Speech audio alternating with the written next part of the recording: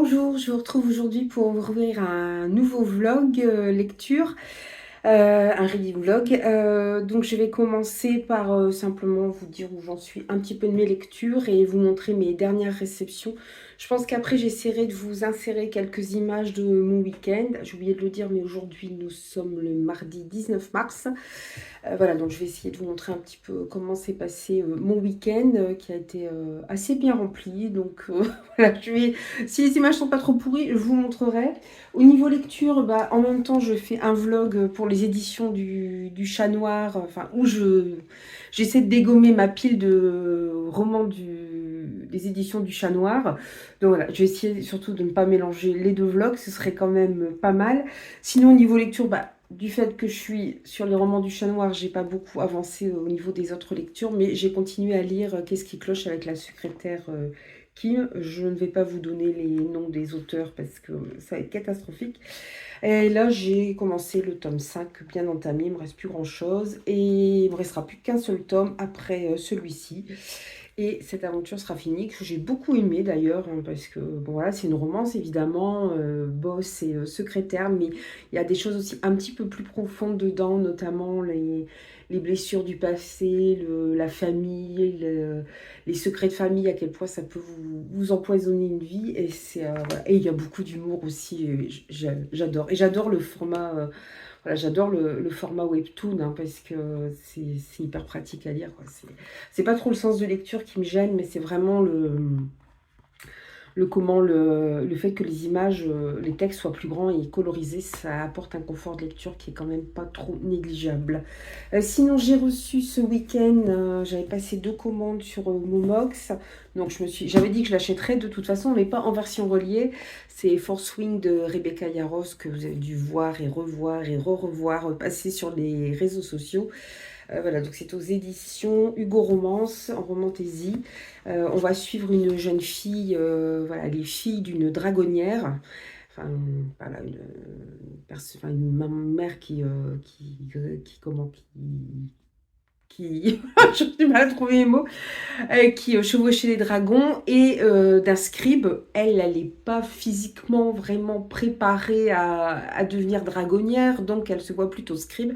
Sauf que sa mère, qui est apparemment une femme de pouvoir, ne lui laisse pas beaucoup de choix et la met de force dans l'académie où elle doit apprendre à devenir une dragonnière. Ça va être assez compliqué. Apparemment, il y a une romance slow burn, sauf que le jeune homme, voilà, il en veut un petit peu à la famille de l'héroïne, puisque sa mère a conduit, a fait exécuter son frère, si je me souviens bien.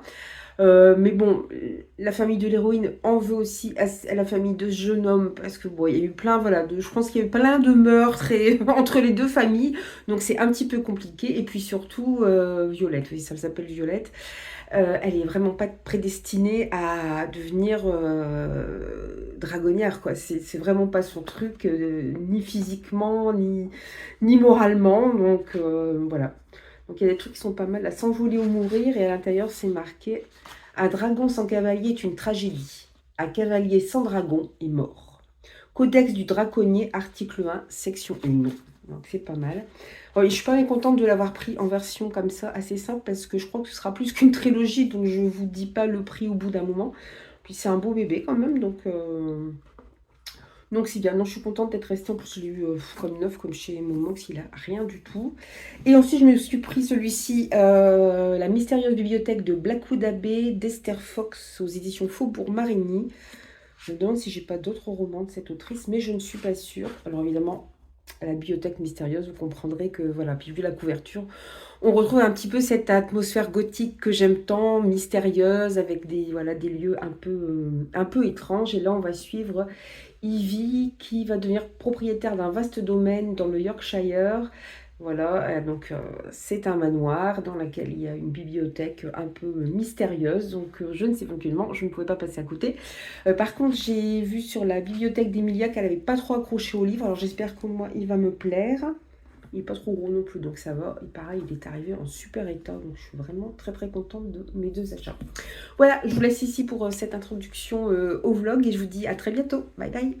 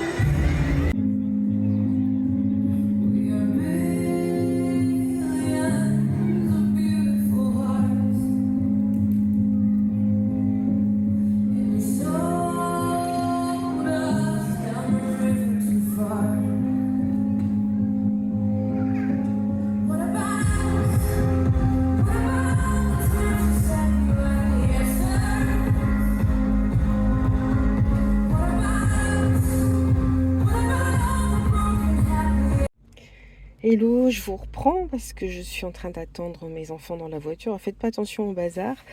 J'ai commencé ce roman hier soir, Fleur de cendre, et voilà, je l'ai commencé. Voilà, la pièce était sombre, c'était le soir, et là je vois les détails au soleil, ils sont juste magnifiques. C'est vraiment super beau, quoi.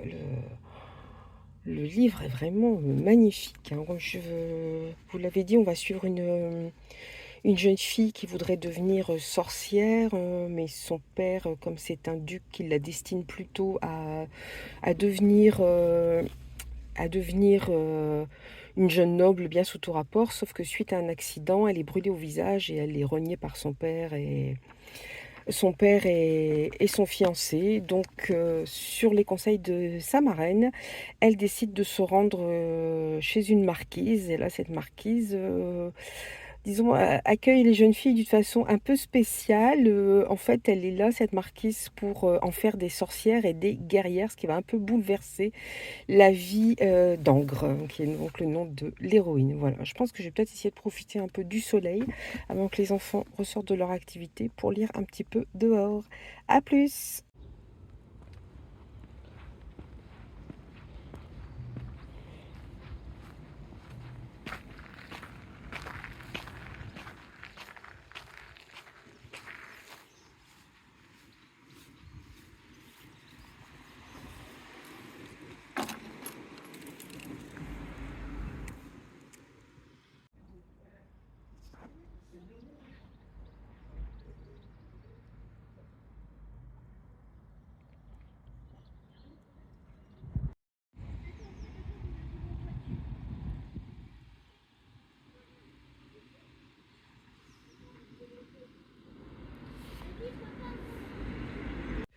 Hello, je vous retrouve vite fait pour voilà, vous parler un petit peu rapidement de mes dernières lectures, parce que bon, je profite de ce que les garçons et mon mari sont partis de la maison. Voilà, on est le samedi 23 mars. Ce matin, ils ont joué au foot, et là, cet après-midi, on est allé voir la bibliothèque du village qui vient d'ouvrir. Bon, on est un tout petit village, hein, donc c'est une bibliothèque, je pense, qui a dû fonctionner avec des dons. Il n'y a pas grand-chose dedans, c'est juste une pièce, mais l'inscription est gratuite. Donc Liam a pris 3 livres. Moi, j'ai quand même vu des livres qui m'intéressaient. Je les prends pas parce que j'ai pas le temps de les lire, mais voilà, on a 3 semaines de prêt.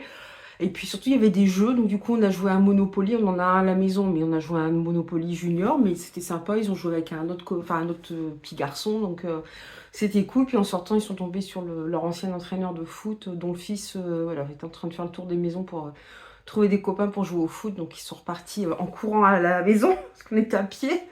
Moi, je voulais aller devant, il n'y a pas de route à traverser ni rien. Je vous faites attention quand même sur la route. Et puis voilà, moi je suis derrière avec le sac avec les 3 livres. En ce moment, il y en avait que 3.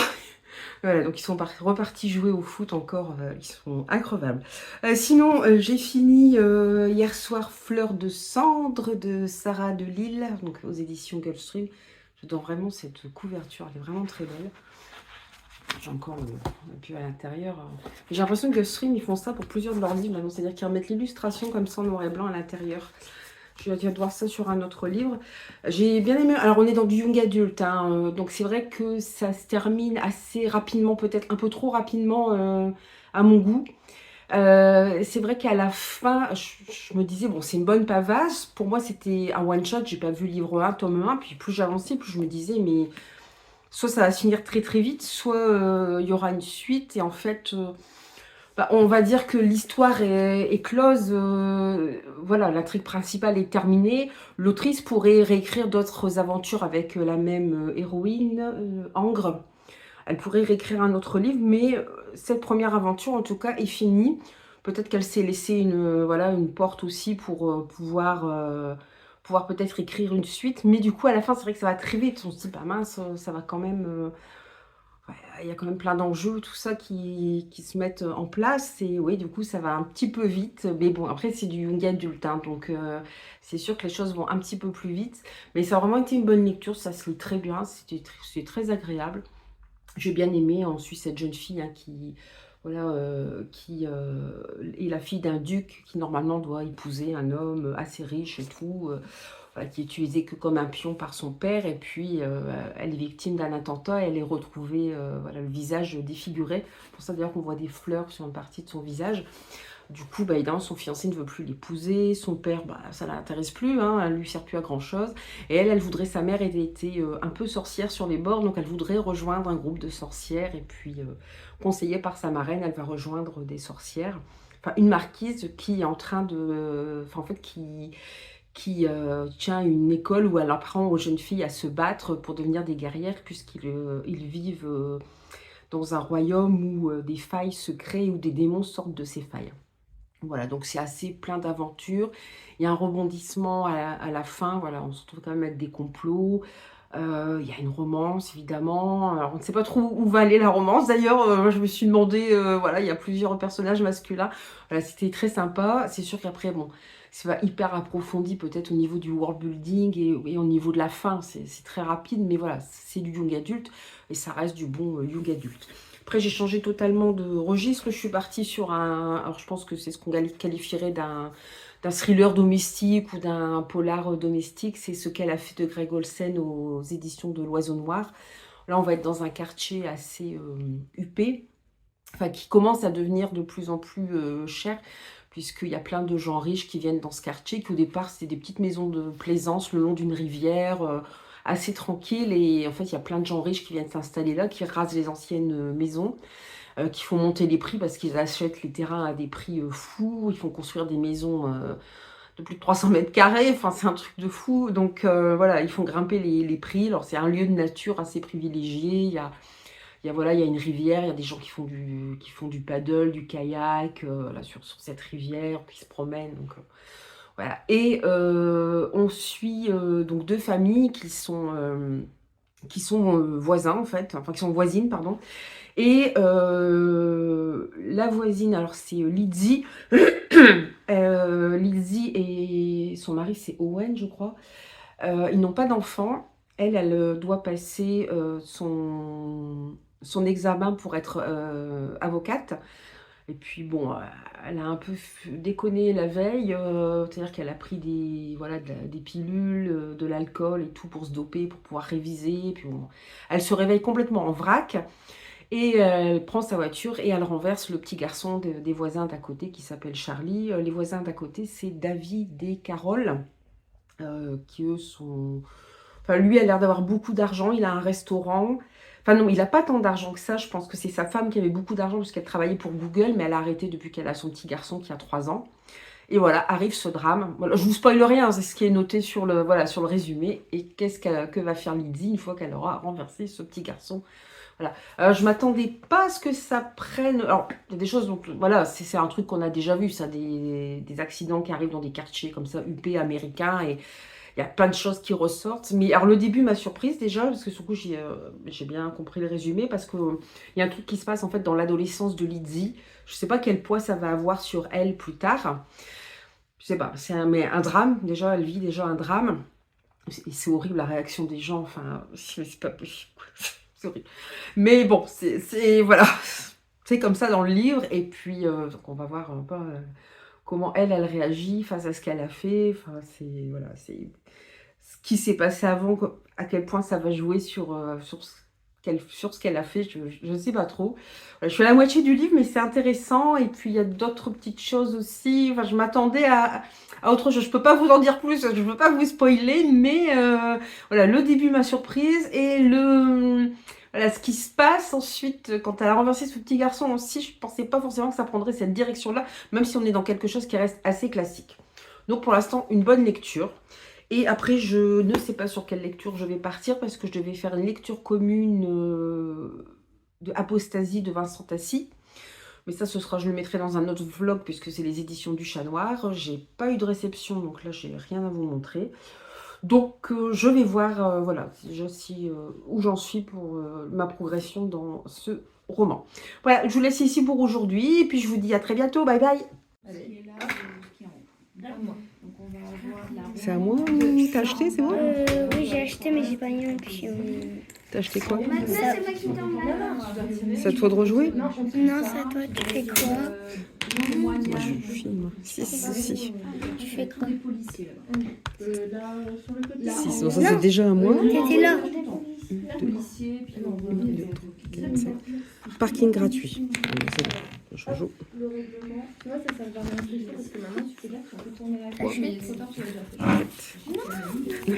Si je le mets sur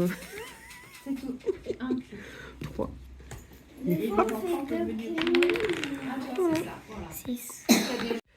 Hello, je vous retrouve vite fait pour vous parler un petit peu rapidement de mes dernières lectures parce que bon, je profite de ce que les garçons et mon mari sont partis de la maison. Voilà, on est le samedi 23 mars. Ce matin, ils ont joué au foot et là, cet après-midi, on est allé voir la bibliothèque du village qui vient d'ouvrir. Bon, on est un tout petit village, hein, donc c'est une bibliothèque, je pense, qui a fonctionné avec des dons. Il n'y a pas grand-chose dedans, c'est juste une pièce, mais l'inscription est gratuite. Donc Liam a pris 3 livres. Moi, j'ai quand même vu des livres qui m'intéressaient. Je les prends pas parce que j'ai pas le temps de les lire, mais voilà, on a 3 semaines de prêt. Et puis surtout, il y avait des jeux, donc du coup, on a joué à un Monopoly. On en a un à la maison, mais on a joué à un Monopoly Junior, mais c'était sympa. Ils ont joué avec un autre petit garçon, donc c'était cool. Puis en sortant, ils sont tombés sur leur ancien entraîneur de foot, dont le fils voilà, était en train de faire le tour des maisons pour trouver des copains pour jouer au foot. Donc ils sont repartis en courant à la maison, parce qu'on était à pied.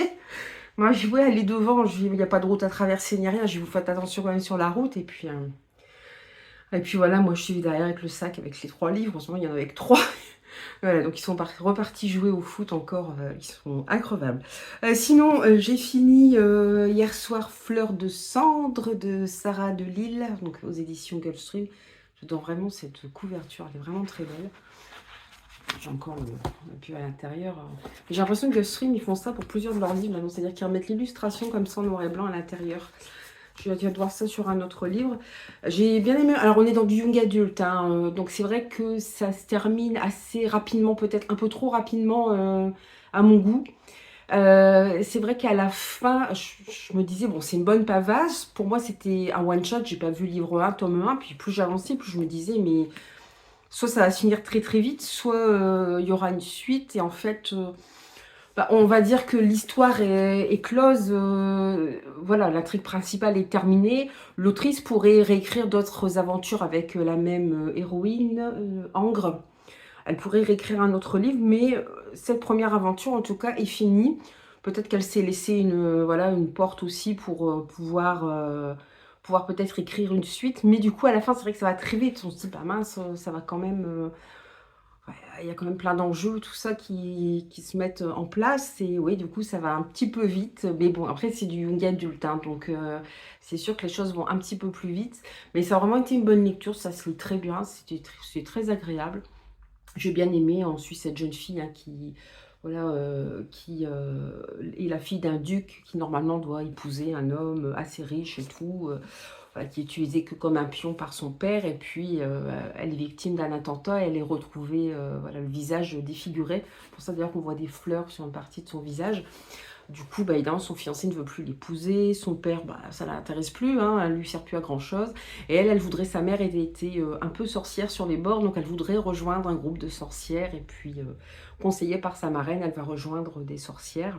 Enfin, une marquise qui est en train de... Enfin, en fait, qui tient une école où elle apprend aux jeunes filles à se battre pour devenir des guerrières, puisqu'ils vivent dans un royaume où des failles se créent, où des démons sortent de ces failles. Voilà, donc c'est assez plein d'aventures. Il y a un rebondissement à la fin, voilà, on se retrouve quand même avec des complots. Il y a une romance, évidemment. Alors, on ne sait pas trop où va aller la romance. D'ailleurs, moi, je me suis demandé, voilà, il y a plusieurs personnages masculins.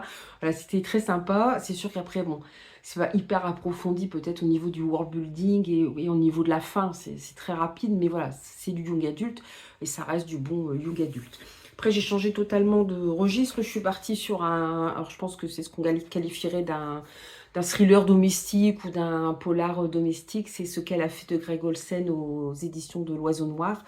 Là, on va être dans un quartier assez huppé, enfin, qui commence à devenir de plus en plus cher, puisqu'il y a plein de gens riches qui viennent dans ce quartier, qui au départ, c'était des petites maisons de plaisance le long d'une rivière, assez tranquille. Et en fait, il y a plein de gens riches qui viennent s'installer là, qui rasent les anciennes maisons, qui font monter les prix parce qu'ils achètent les terrains à des prix fous. Ils font construire des maisons de plus de 300 mètres carrés. Enfin, c'est un truc de fou. Donc, voilà, ils font grimper les prix. Alors, c'est un lieu de nature assez privilégié. Voilà, il y a une rivière, il y a des gens qui font du paddle, du kayak, là, sur cette rivière, qui se promènent. Donc, voilà. Et on suit donc deux familles qui sont voisins, en fait, enfin, qui sont voisines, pardon. Et la voisine, alors c'est Lizzie. Lizzie et son mari, c'est Owen, je crois. Ils n'ont pas d'enfants. Elle doit passer son examen pour être avocate. Et puis bon, elle a un peu déconné la veille, c'est-à-dire qu'elle a pris des pilules, de l'alcool et tout pour se doper, pour pouvoir réviser. Puis bon, elle se réveille complètement en vrac et elle prend sa voiture et elle renverse le petit garçon des voisins d'à côté qui s'appelle Charlie. Les voisins d'à côté, c'est David et Carole, qui eux sont... Enfin, lui a l'air d'avoir beaucoup d'argent, il a un restaurant. Enfin non, il n'a pas tant d'argent que ça, je pense que c'est sa femme qui avait beaucoup d'argent parce qu'elle travaillait pour Google, mais elle a arrêté depuis qu'elle a son petit garçon qui a 3 ans.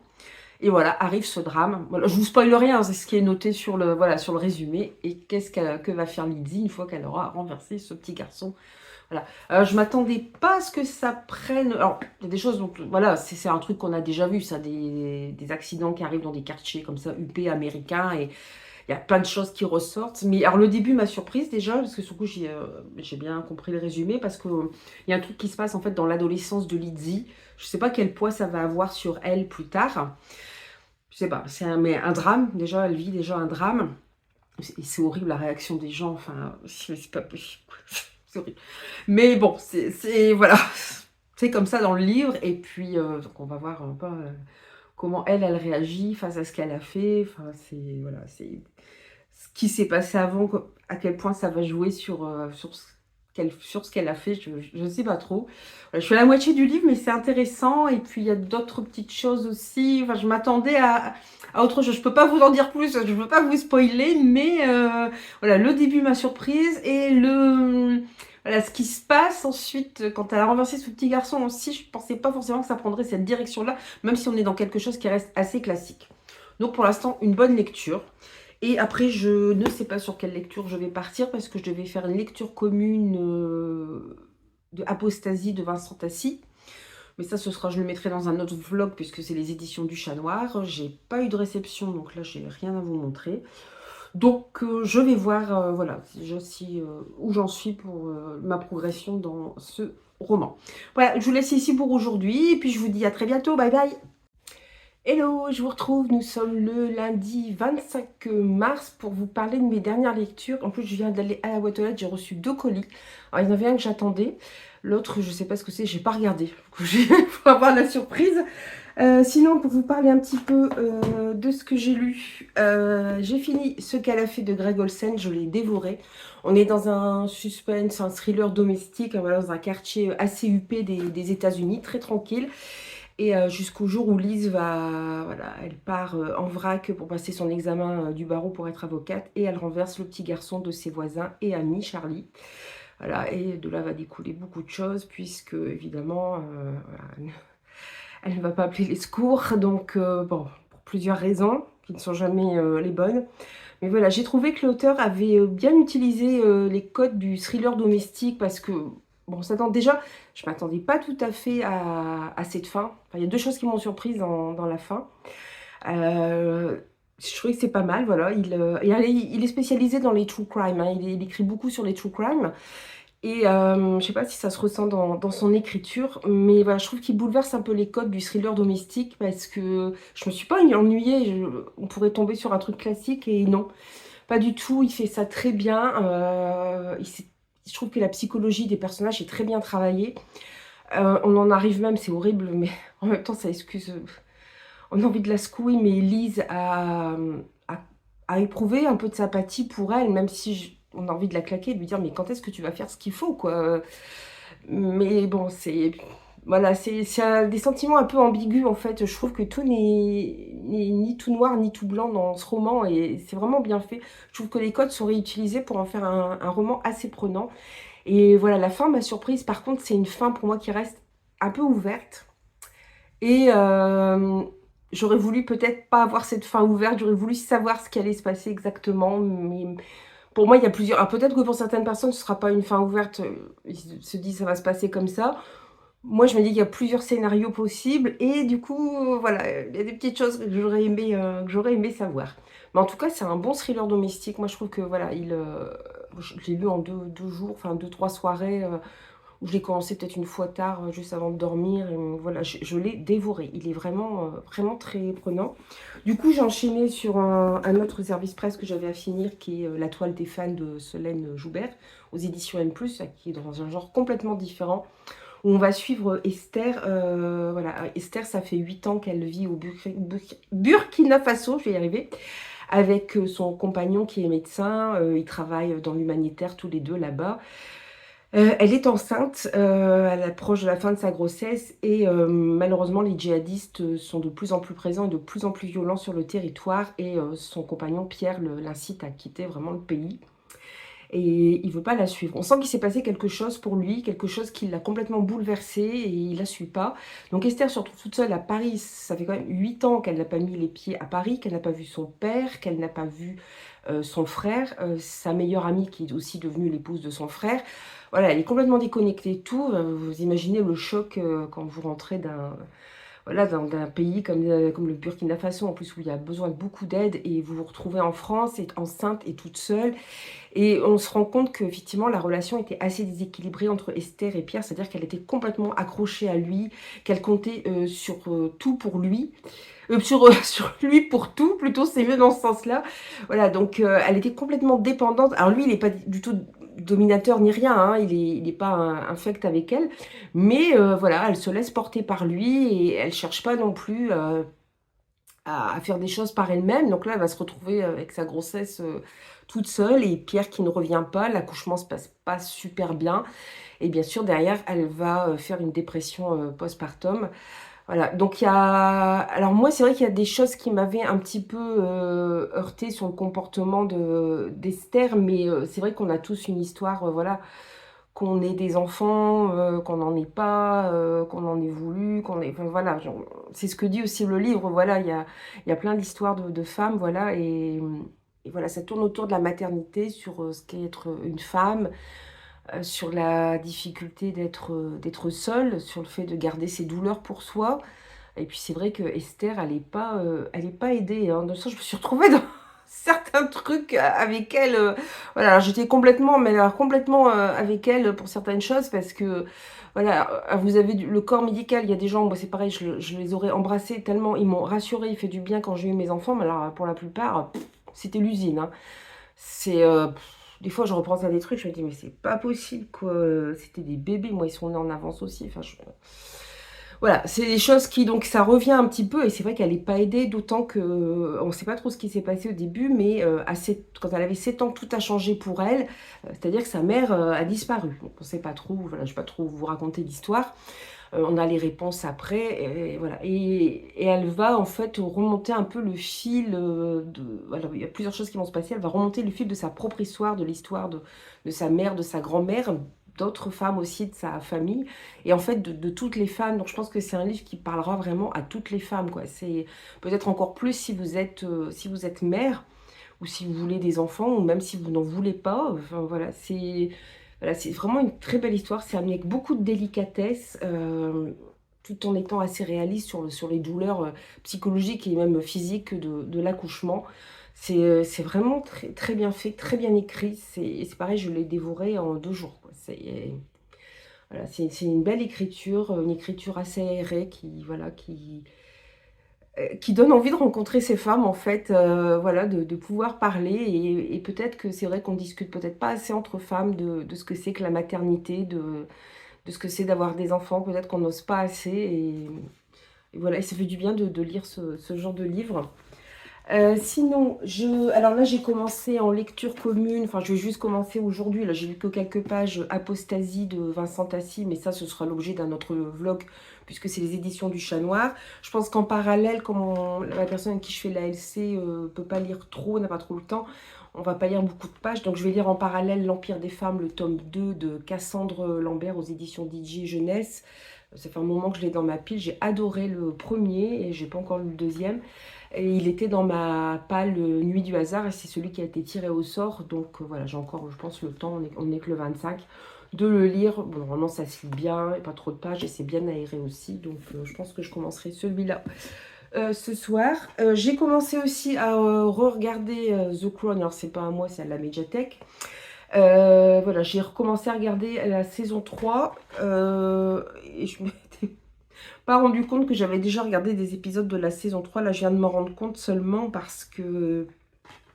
Voilà, là, on est en plein dans cet épisode qui est très, très dur.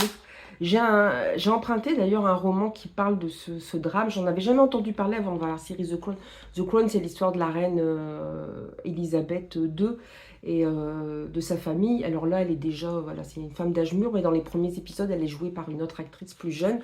On la voit avec son père qui n'était pas censé être roi et qui s'est retrouvé roi puisque son frère est parti à épouser une américaine divorcée. Hein, c'est Wallis Simpson, vous en avez peut-être entendu parler. Donc le père d'Elisabeth II n'était pas censé accéder au trône. Il y a un très beau film d'ailleurs aussi qui parle de ça qui est... Ah, je n'ai pas retrouvé, c'est avec Colin Firth.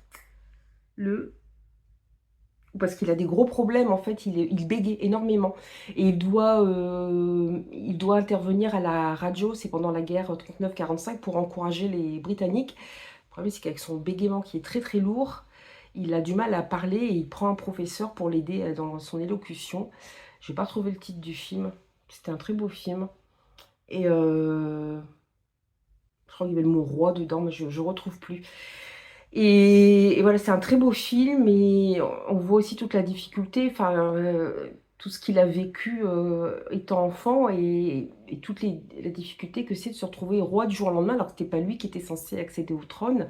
Et pareil pour du coup sa fille aînée, ça aurait pas dû être elle non plus. Bon, elle est enfant quand ça arrive, donc il la prépare beaucoup plus tôt. On le voit d'ailleurs qu'il la prépare, c'est très dur. Alors, ça, je trouve que du coup, on voit la famille royale d'une autre façon, ça les rend beaucoup plus humains. Après, j'arrête pas de me dire aussi, ouais, bon, après, ne les plains pas trop non plus parce que, voilà, ils sont nés quand même avec une cuillère en argent.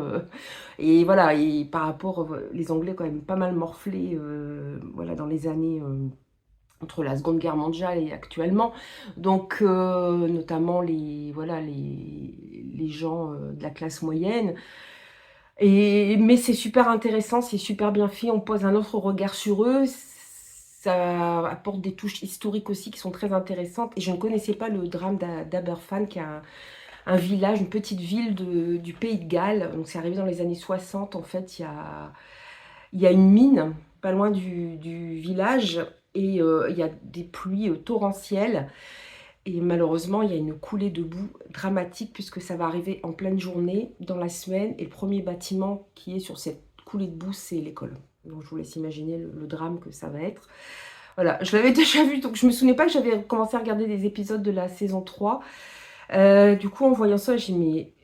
c'est l'épisode, bon, c'est pas grave, j'ai tout re-regardé la saison 3 parce que dans l'absolu, j'aurais même aimé revoir toutes les saisons parce que j'ai oublié plein de choses. Mais voilà, c'est super intéressant. Et il y a un livre qui a été écrit là-dessus qui doit être une délicate... Le titre aujourd'hui, vous allez être gâtés avec moi. Une délicate attention, j'espère qu'il parle aussi de ce drame. Moi, je ne le connaissais pas du tout, donc c'est pareil, j'aimerais bien le lire aussi avant de le rendre à la médiathèque. Parce que ça doit être vraiment très intéressant de voir ce qui s'est passé, puis de voir ce que va conclure, parce que là, chacun se renvoie un petit peu la balle pour savoir qui est le coupable, là, qui est-ce qui n'a pas fait son job, pour que le coulée de boue pareil s'abatte sur un village. Donc voilà, donc c'est vraiment une très bonne série, The Crown. Je vous la conseille, elle est très bonne. Sinon, dans les réceptions, J'avais acheté ces deux livres, me tentaient beaucoup. Celle qui devint le soleil et la suite, celui qui noya le monde de Shelley Parker Chan aux éditions Brajolon. Bon, c'est pas les éditions collector, hein, mais je trouve qu'elles sont très belles quand même. Ça me faisait envie depuis un moment. J'avais vu quand celui-ci était sorti l'année dernière des retours un peu mitigés. Donc j'y étais pas allée, puis tout compte fait, ça me tentait pas mal. Je sais pas s'il est sorti en poche depuis. Et celui-ci est sorti fin 2023, donc c'est la suite. Il est beaucoup plus gros par contre. Voilà, j'aime bien la présentation. Donc deux petits livres à rajouter à la wishlist, à la palle plutôt, pas à la wishlist. Alors, des paquets, je vous montre. En essayant de ne pas vous montrer les adresses, parce que je crois que c'est noté des deux côtés. Ouais. Alors, il y a un paquet que j'attendais, donc ce ne sera pas une grosse une grosse surprise. Si, c'est quand même super intéressant. Oula! Ah oui! Ah bah, c'est les éditions. J'avais un petit doute, mais c'est les éditions M+, qui m'ont envoyé. Ça me fait rire parce que je leur avais demandé un livre et c'est pas ceux-là qui m'ont envoyé. Par contre, à chaque fois, ils me font la surprise d'en mettre deux. Vous en demandez un, vous en mettez deux à chaque fois. C'est comme ça que j'ai eu la toile des femmes d'ailleurs. Donc la collection noire. Oula. Parce qu'ils ont. Bon, ils faisaient déjà du policier avant, mais là ils ont sorti. Là, ils ont mis ça sous la collection noire. En fait, c'est celui-ci que j'avais demandé moi à la base. C'est Démonica de Hervé Gagnon, pardon. Bon, ils m'ont pas envoyé, mais c'est pas grave. On n'est pas sérieux quand on a 17 ans. Alors, sur le coup, je pensais pas que c'était un truc noir, mais si vous voyez, on a voilà, le symbole nazi. 61, la télévision diffuse en Mondovision le procès d'Adolf Eichmann à Jérusalem, ce qui donnera à Hannah Arendt l'occasion de développer son concept philosophique de la banalité du mal. Donc on va être en plein dedans. En plein dans la Seconde Guerre mondiale et les atrocités nazies. 1936, Karl, Bernard et Werner, trois garçons de 10 ans, sont intégrés dans les jeunesses hitlériennes. Je crois que de toute façon, on n'avait pas beaucoup le choix à cette époque-là. 7 ans plus tard, ils sont incorporés dans une 12e SS Panzer Division formée avec des ados issus des jeunesses hitlériennes qui se rendent coupables de crimes de guerre et de massacres de civils. 1961, à Lovers, un village proche de Marseille, Brault suit avec attention le déroulement du procès Eichmann, jusqu'à ce qu'une série de crimes perturbe la vie paisible de la localité et mette en cause le jeune Polonais. Question, qu'est-ce qui peut bien relier tous ces événements? Ah, je m'attendais pas à la fin du résumé. On va avoir du policier avec en toile de fond le procès d'Eichmann et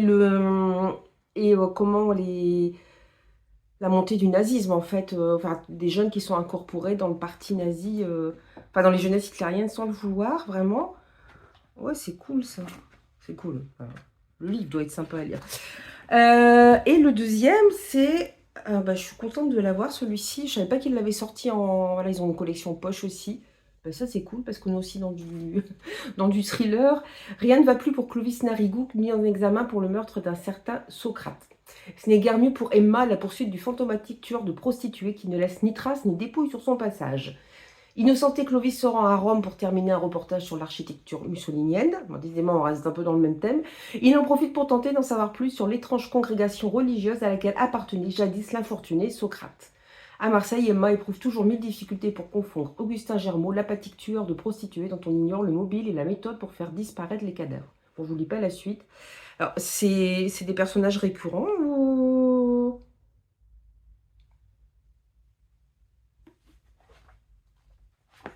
C'est une bonne question, ça. Puis là, on va être par contre dans le milieu religieux, catholique même. Oh, je ne sais pas. Je l'avais vu passer quand il était sorti en grand format, mais je ne l'avais pas demandé. Maurice Gourian, en plus, je n'ai jamais lu cet auteur, alors qu'il a écrit 30 polars. Donc, bon, super. Et puis, bon, ça, je pense savoir, en plus, il y a bien les deux dedans. Je sens qu'il y a deux livres. Enfin, qu'il y en a plus qu'un, mais je pense que c'est dans le cadre... J'espère que je ne tue pas les oreilles avec mes ouvertures d'enveloppe. C'est dans le cadre de mon partenariat avec les éditions du Chat Noir. Alors, il y a De brume et d'ombre, tome 1, Le Roi Brume de Jenna Wolfhard. Et là, ah bah là c'est une novella, oh il est petit celui-ci, donc ça va se lire très vite. Que le diable t'emporte de Sanguine. Sanguine, j'ai vu passer plusieurs fois sur les réseaux, je n'ai jamais lu, et du coup je suis très curieuse de voir ce qu'elle écrit. J'aime beaucoup les éditions du Chat Noir. Alors là, on est dans de l'urban fantasy, la magie verte et sorcière. Est-il possible de faire de la magie quand on souffre d'anxiété généralisée? J'aime beaucoup. Méprisé par son propre coven et plus doué sur Internet qu'avec les sorts, Céleste n'a rien d'une sorcière, même avec beaucoup de bonne volonté. Échouée dans une petite ville oubliée pour se consacrer uniquement à l'herboristerie et aux tenues extravagantes est un plan de carrière beaucoup plus concret. Pourtant, Céleste va devoir prouver qu'elle est de taille à affronter l'essence même du mal lorsque la rancœur familiale met son existence en danger. Alors, je crois qu'elle a écrit un autre livre qui se passe dans le même univers. J'ai très hâte de découvrir. Oh, qu'est-ce qu'il est beau. J'avais pas vu, il y a des symboles en fait sur la main de la personne et il y a un pentagramme. C'est magnifique. C'est magnifique. Je sais plus combien de temps on a pour les lire et les chroniquer. Je sais plus si c'est un mois. Et celui-ci, là on est, parce qu'il note derrière les mots-clés, ça c'est sympa. Romantaisie, Enemies to Lover, faille. Alors là, c'est quand Tessa est surprise par le roi Oberon en train de voler ses cristaux magiques pour le compte des rebelles, elle s'attend à un terrible châtiment. Cependant, en guise de punition, le roi Faï décide de la choisir comme fiancée humaine. 75 années de servitude à porter ses héritiers se profilent alors pour la jeune femme. Et quand elle pénètre enfin dans la scintillante cité Faï, son sort s'avère pire que ce qu'elle imaginait. Lorsqu'elle parvient à s'enfuir, elle se retrouve sous la coupe du roi Brume, l'ennemi du royaume, celui qui a détruit des milliers de villages et plongé le monde dans les ténèbres. Il lui propose un marché. Si elle l'aide à assassiner Oberon, il délivrera son peuple. Moi, je n'ai pas à vous en dire plus. C'est un premier tome. Voilà, là, on est plus dans de la romantaisie. Hein. On s'éloigne un peu du côté gothique. Ah, super, il y a une carte au début. Génial. Superbe réception. Moi, je suis trop contente. Je suis trop contente. Ouais, par contre, il a un petit peu morflé là. Enfin bon, ça arrive dans les boîtes aux lettres, ça, malheureusement. Mais ouais, très beau. C'est pareil, maintenant, vous avez toujours en surbrillance comme ça. Ils font beaucoup ça sur les couvertures et j'aime beaucoup. Bon, bah super. Voilà. J'avais fini mes SP. J'en reçois, c'est bien. Il va falloir que je prépare aussi ma pile à lire pour avril autour de la SF. Ça va pas être une mince affaire. Enfin, je farfouille aussi dans mes livres. Bon, je vais vous laisser là parce que ça fait déjà 18 minutes que je papote. Et puis, je vous reprends dès que j'ai avancé un petit peu dans mes lectures ou pour clore le vlog parce que je ne sais plus à combien de minutes j'en suis. À très bientôt. Bye! Hello, je vous retrouve aujourd'hui. Nous sommes le mardi 26 mars pour clore ce vlog. Alors, j'ai décidé de le clore pour qu'il ne dure pas trop longtemps. Je vais essayer de ne pas excéder les 45-50 minutes. Je vais essayer de les faire un petit peu plus court, mes vlogs. Si je me mélange les mots à chaque fois, on va pas s'en sortir. Voilà, donc en fait, juste pour rappel, je suis sur 2 lectures. Alors, une lecture commune que j'ai commencé hier, Apostasie de Vincent Tassi aux éditions Tassi, Vincent Tassi aux éditions du Chat Noir. Je vais y arriver. Voilà, donc c'est une écriture très poétique, très fantasmagorique, dans un style un peu gothique. Donc évidemment, pour l'instant, j'adore. Mais voilà, comme c'est une lecture commune, on y va doucement. Donc là, j'en suis à une 50aine de pages. Du coup, en parallèle, je ne faisais plus à lire 2 lectures en même temps. Mais là, j'ai envie de respecter la lecture commune et ce qu'on sait... Je perds mes cheveux. Et ce qu'on s'est dit comme nombre de pages. C'est la personne, Lucie, avec qui je le lis, a moins le temps. Donc voilà, du coup, je vais essayer de respecter pour qu'on puisse en discuter. C'est plus sympa. Du coup, en parallèle, j'ai commencé L'Empire des femmes qui était dans ma liste... Les Nuits du hasard, qui a été tiré au sort. C'est un tome 2 et comme ça, je vais pouvoir finir une saga.